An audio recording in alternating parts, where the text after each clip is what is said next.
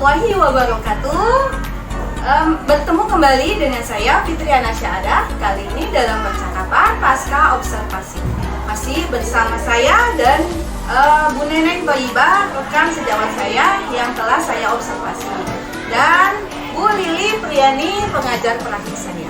Assalamualaikum Bu Lili. Waalaikumsalam Bu Fitri, Bu Neneng. Apa kabarnya Bu Lili? Alhamdulillah luar biasa. Alhamdulillah. Baik, di percakapan pasca observasi ini saya akan memberikan pertanyaan-pertanyaan kepada Bu Neneng Toyibah terkait dengan jalannya observasi kelas yang telah berlangsung. Dan tujuan dari percakapan pasca observasi ini adalah untuk mengevaluasi sejauh mana jalannya kegiatan pembelajaran yang telah dilakukan oleh Ibu Neneng Toyibah. Nah, Bu Neneng Toyibah, saya akan memberikan beberapa pertanyaan kepada Ibu terkait jalannya pembelajaran yang telah Ibu lakukan di kelas bersama saya ya Bu ya.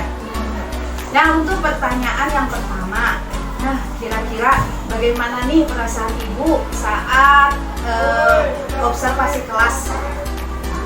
Perasaan saya saat observasi kelas merasa tegang, ya mungkin karena belum terbiasa ya, jadi rasanya itu sedikit takut gitu kalau melakukan kesalahan saat mengajar di kelas. Alhamdulillah sekarang sudah selesai ya Bu ya. Lalu bagaimana perasaan Ibu sekarang? Perasaan saya sekarang, saya merasa lega walau mungkin pembelajaran saya ada kekurangan. Nah, sekarang bisa Ibu ceritakan kembali area pengembangan yang telah Ibu lakukan di kelas?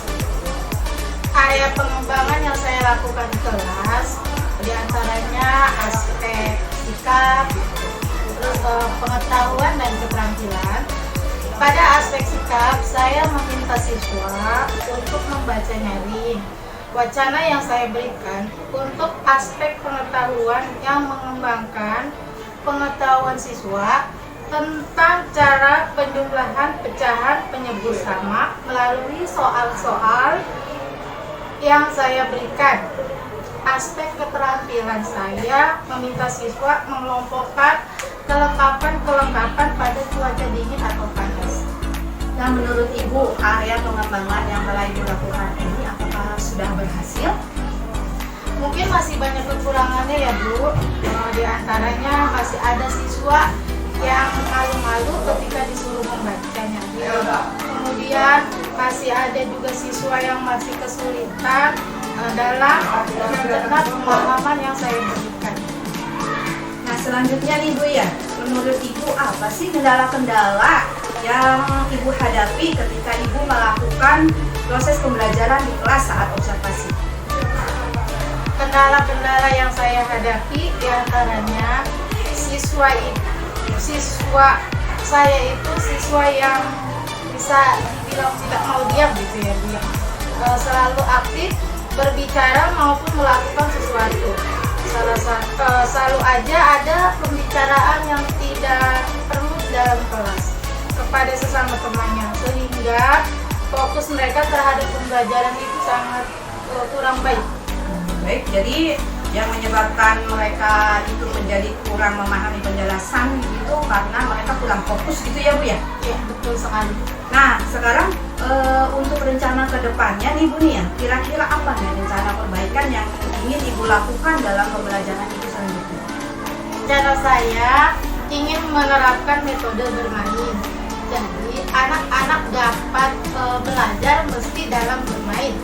Mungkin memang karakter anak itu senang bermain ya Bu ya. Jadi saya harap dengan sambil bermain mereka dapat fokus dalam pembelajaran. Jadi Ibu ingin mengajak anak-anak itu belajar sambil bermain gitu ya Bu ya? Iya, benar sekali Bu. Wah, rasanya saya sudah tidak sabar nih ingin mengetahui bagaimana jalannya proses pembelajaran nanti nih Bu nih. Mudah-mudahan apa yang Ibu rencanakan nanti dapat berjalan sesuai rencana ya Bu ya, serta memberikan proses pembelajaran yang lebih baik lagi. Saya tunggu nanti cerita-cerita Ibu mengenai proses pembelajaran Ibu ini nanti ya Bu ya. Nah, kira-kira kapan nih Bu Ibu akan melakukan rencana pembelajaran dengan metode bermain ini? Ya mungkin secepatnya ya Bu ya, karena saya harus mencapai referensi mengenai metode pembelajaran sambil bermain, di mana itu harus sesuai dengan materi yang akan saya berikan kepada anak-anak. Iya. Baik Bu, terima kasih banyak Bu atas jawaban-jawaban yang telah Ibu berikan. Mudah-mudahan rencananya nanti berjalan dengan baik ya Bu ya. Amin ya Rabbal Alamin. Terima kasih Bu Fitri. Sungguh saya senang tadi ya mengamati perbincangan pasca observasi antara Ibu Fitriana sebagai CGP dengan Ibu Neneng yang kemarin sudah diobservasi. Satu hal yang bisa kita pelajari bahwa ternyata melalui kegiatan coaching pasca observasi, kedua belah pihak, baik Ibu Neneng sebagai guru yang diobservasi maupun Ibu Fitriana sebagai observer, itu masing-masing mendapatkan manfaat baik. Melalui percakapan yang tadi sudah dilakukan, Bu Neneng mengungkapkan teknik atau strategi yang mungkin lebih baik dipakai pada saat pembelajaran. Lalu akan menerapkan strategi pembelajaran dalam bentuk yang lain pada kegiatan pembelajaran berikutnya. Tadi sudah disampaikan metode bermain gitu ya. Nah, bagi Bu Fitri, hal semacam ini bisa diambil manfaatnya dengan menggali wawasan. Oh ternyata nanti pada mata pelajaran tertentu, pada pokok bahasan tertentu, strategi yang sudah diterapkan oleh Bu Neneng di kelas itu juga bisa diterapkan oleh Bu Fitri pada saat menghadirkan kegiatan pembelajaran. Nah inilah salah satu manfaat proses coaching pada saat pra-observasi, lalu prosesnya, dan mengakhiri dengan pasca observasi. Kedua belah pihak ini diharapkan mengambil manfaatnya.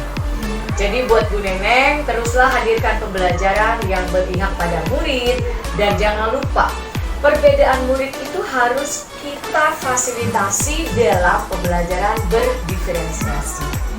Lalu untuk Bu Fitri, praktik baik ini bisa diteruskan dengan mengobservasi, atau juga bahkan Bu Fitri akan menjadi orang yang diobservasi, guru yang diobservasi, baik oleh rekan sejawat maupun oleh kepala sekolah.